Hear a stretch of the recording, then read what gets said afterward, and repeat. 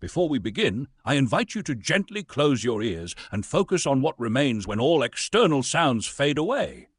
It's like sitting in a quiet room, and after a while, you notice a subtle ringing or hum beneath the silence. If you listen closely, you'll start to experience this soft, constant presence, something that feels like the very fabric of reality itself. In quantum physics, it's said that everything is connected at the most fundamental level, and that everything we see is just a manifestation of deeper, unseen energy. What you are hearing, or rather feeling, is that same energy, that same field of potential.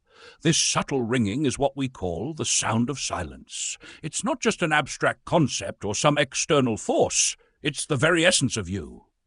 Everything we discuss in this session and the ones to come will be about this sound of silence. It is not something separate or different from you. It is you. This exploration is about realizing that the sound of silence is your own inner being, your most fundamental nature, the stillness from which all life arises. You are that, the very presence behind everything. A king asked a few things that revolved around gaining self-knowledge, finding a solution for that, and attaining liberation. These questions come from a sense of honesty as they reflect the restlessness of the mind and the problems being faced. The mind is filled with fear, and the person asking these things acknowledges that he doesn't have the answers.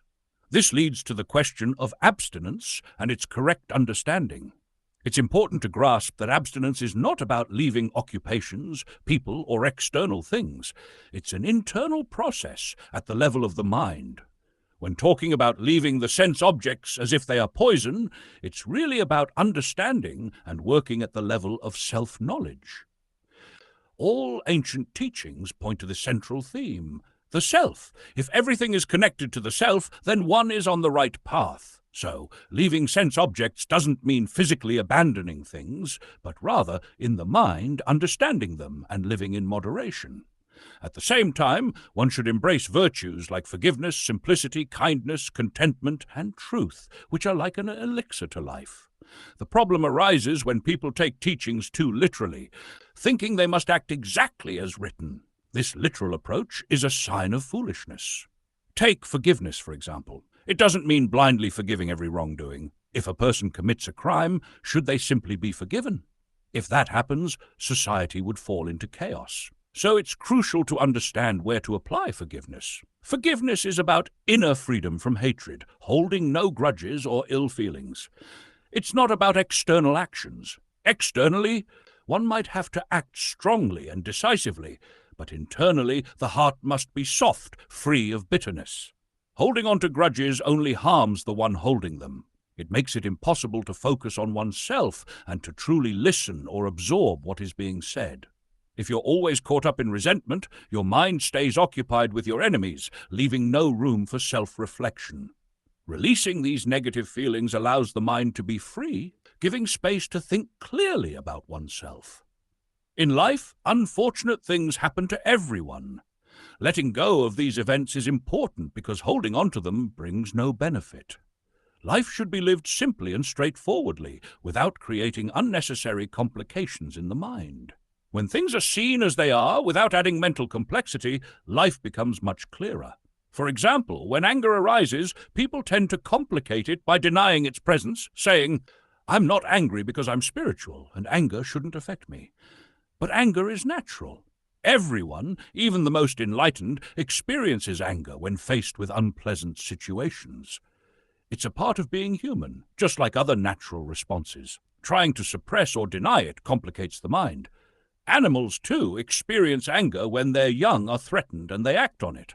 Recognizing that anger and other emotions are natural helps simplify life. There's no need to pretend otherwise. Weaknesses, whether of the body or the mind, are a part of who we are, and accepting them makes life simpler. On the other hand, struggling to force away feelings like anger or violence creates internal conflict. The idea of non-violence, when taken to an extreme, can actually create more violence within, as the mind struggles against its own impulses. Instead, the key is to look at the root cause of the violence or anger. By understanding it, the issue can dissolve naturally. This approach brings simplicity and peace. There's no need to pretend to be something you are not. Forgiveness, simplicity, and kindness should be genuine, coming from within. Kindness, for instance, doesn't mean that one won't take necessary external actions when needed. It's possible to be firm or even forceful externally while maintaining compassion and kindness inside. True kindness is about empathy, seeing yourself in others and acting from that place of understanding. Contentment is another vital aspect on the path to self-realization. It is often said to be the greatest wealth. If one is content, there's an inner peace, regardless of what happens externally. Most people struggle with this because they are never satisfied with what they have or with the present moment. They are always chasing after what is not, which leads to perpetual dissatisfaction. The key to contentment is accepting what is, whether it is good or bad, and being at peace with it internally. This doesn't mean not trying to improve external circumstances, but it does mean understanding that problems will always exist and solutions are always tied to the problems themselves. No solution is perfect or final because all solutions come from a limited understanding of the situation. They might solve one problem from a particular viewpoint, but create new ones from another perspective. So, true contentment comes from being at peace with the imperfections of life, understanding that what is happening is simply part of the process of living. Now, when it comes to truth, there is a distinction between what one feels or thinks is the truth and what the truth actually is. Often, we confuse our personal feelings or opinions with truth. We might believe we are good or right in a situation, but the truth is more complex. According to the definitions of good and bad, everyone has a mix of both qualities. So the truth that one is both good and bad depending on the context. Living in line with the truth means seeing things as they really are, without bias or self-deception. What one thinks, feels, is just a standpoint, but what is the truth. A person might think they are virtuous because others around them say so, but that doesn't necessarily reflect the full reality. Truth requires looking beyond appearances and feelings to understand the deeper reality of the situation. In teaching these ideas, I would say the aim is to guide one toward understanding their true nature. The process of self-realization involves stripping away misconceptions and false identities.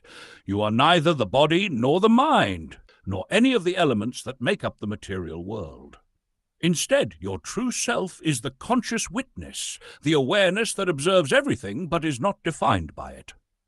Understanding this is key to liberation, for when one realizes their true nature, they are freed from the limitations of the body, mind, and external world. This self-awareness is the essence of what it means to be liberated. To see oneself as distinct from the material world and connected only to consciousness.